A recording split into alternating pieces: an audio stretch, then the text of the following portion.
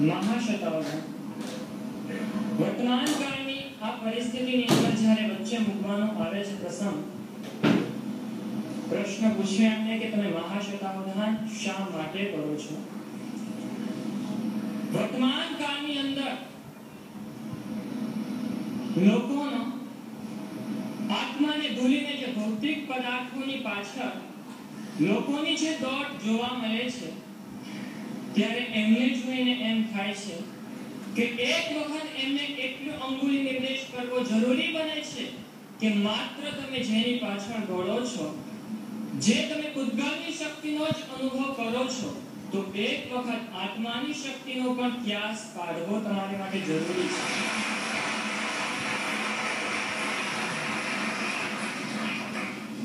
ઉદ્ગમની અંદરથી ગમે તેટલી શક્તિનો તમે ત્યાસ કાઢી શકો છો, પરંતુ તમારા આત્માની શક્તિની તો તમારે અનુભૂતિ કરવાની છે. અને એ અનુભૂતિના સ્તર સુધી તમે પણ પહોંચો, તમને પણ એમ થાય કે હું જે જીવન જીવું છું, હું જે રીતના જીવનની અત્યારે વર્તમાન કાળની અંદર વિતાવી રહ્યો છું, ખરેખર એ કોઈ ખોટી દિશાની અંદર મારા પગલાં છે, સાચી દિશા કોઈ જુદી જ છે. અને એ તરફ તમારો કોઈ પ્રયાસ થાય, તમારું એ તરફ કંઈક ધ્યાન દોરાય, એ માટે જ આ વર્તમાન કાળની અંદર શતાવધાન અહીં યોજાયું છે.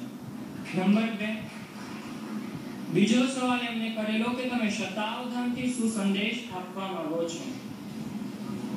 શતાવધાનને માધ્યમે સંદેશ એટલો આપવો છે કે ગમે તેટલી તમે સાધનાને માધ્યમે તમારી શક્તિનો વિકાસ પોતે જ કરી શકો છો.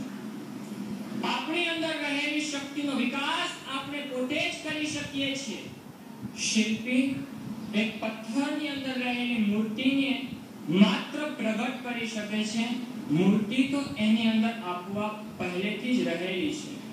માત્ર ઉપર રહેલો પથ્થર, વધારાનો પથ્થર જ્યારે નીકળી જાય છે, ત્યારે અંદર રહેલી મૂર્તિ આપોઆપ પ્રગટ થતી હોય છે.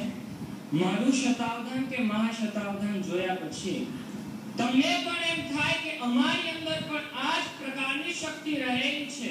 બસ માત્ર સાધનાના થોડાક ઓજારો લઈને અમે અમારી ઉપર રહેલી જે વધારાની અજ્ઞાન દશાના આવરણો છે એનો ઉચ્છેદ કરી નાખીએ તો અમારી અંદર પણ રહેલી એ શક્તિ પ્રગટી ઉઠે. આ મહાશતાવધાન એનું પ્રયોજન આ છે. યુવાનોને શું સંદેશ પહોંચાડવા માંગો છો? ત્રીજો પ્રશ્ન,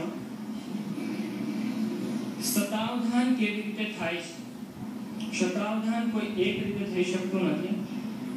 શતાવધાની થવાના કોઈ એક નિશ્ચિત કારણ હોતા નથી. સફેદ રંગ તમને એક જ રંગ દેખાય મંજૂર, પણ બીજા 7 જુદા જુદા રંગો જ્યારે એક જગ્યાએ એકત્રિત થઈ જાય ત્યારે એક સફેદ વર્ણની ઉત્પત્તિ થઈ શકે છે. એક શતાવધાની હું તમને લાવું છું, પરંતુ મારી પાછળ બીજા ઘણા બધા કારણો હોય છે.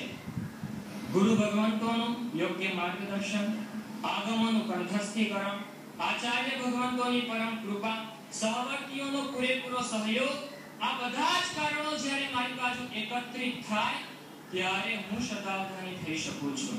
શતાવધાની કોઈ એક નથી થઈ શકતો. શતાવધાની કોઈ પોતાના બલબૂતા ઉપર નથી થઈ શકતો.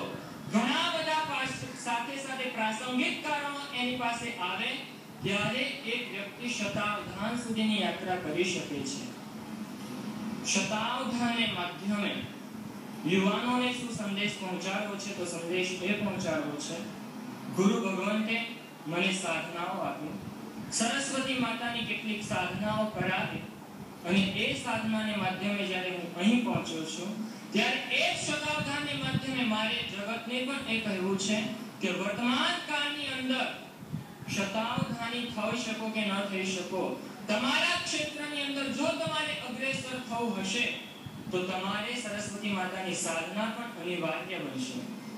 યુવા જગતને સંદેશ એ જ છે કે સરસ્વતી માતાની સાધના, એની અંદર તમે ગમે તે યોગ્ય ગુરુ ભગવંતોનું માર્ગદર્શન લઈને આગળ વધી શકો.